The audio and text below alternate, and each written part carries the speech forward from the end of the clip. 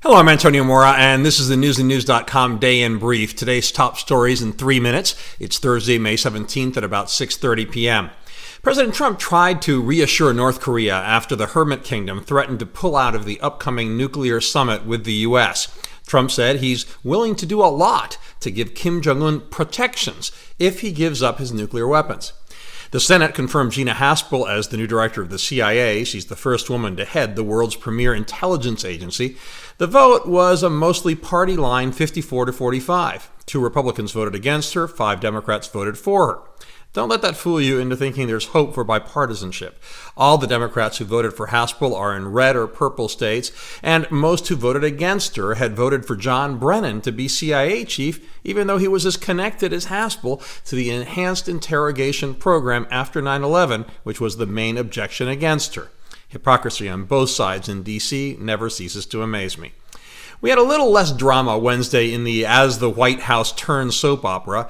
I don't mean to make light of the very serious investigation into Russian meddling in the 2016 election, but the twists and turns are often mind-boggling and stranger than fiction. Much of the debate Wednesday revolved around Rudy Giuliani's comment on Tuesday that Robert Mueller said the President of the United States could not be indicted. It's the anniversary of the Mueller probe, and Trump tweeted, predictably, that it is the greatest witch hunt in history. Adding to the melodrama, Trump also tweeted that a report alleging the FBI under President Obama spied on the Trump campaign could be bigger than Watergate. We'll see what the truth is, but there does seem to be more substance to this claim than to his tweet last year accusing former President Obama of wiretapping Trump Tower.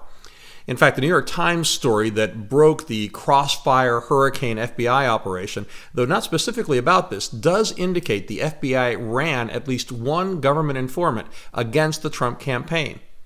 In our alternate universes segment, The Great Divide Between Liberal and Conservative Media, the story about the FBI informant got short shrift on liberal media, even though Trump's tweets are usually covered ad nauseum. In fact, liberal media made fun of Trump's hyperbole about the Mueller witch hunt being the biggest in history. One CNN anchor asked, "Bigger than the Salem witch hunt?" To his guest's credit, the answer was, "I don't know. I wasn't around then." Fox gave lots of attention to how an armed school resource officer saved the day at an Illinois school by engaging an active shooter. The narrative followed the NRAs that a bad guy with a gun can only be stopped with a good guy by a good guy with a gun. And I miss the days when reporters and anchors didn't make themselves part of the story. On Jimmy Kimmel's show, CNN's Jim Acosta took Kimmel's bait and said he dared Trump to sit down for an interview with him. I know and like Jim, but are we back in 3rd grade? Given some of Trump's comments, maybe we all are. Finally, if you only have time for one story today, go to our opinion section and click on an article about how the 9.9% is the new American aristocracy.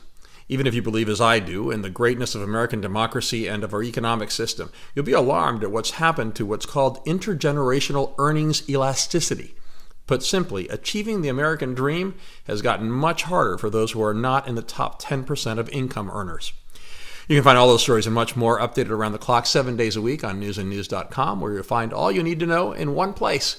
Please subscribe to our YouTube channel by clicking on the right of your screen just below this video. And please follow me on Twitter at @AMoraTV. I'll see you again tomorrow.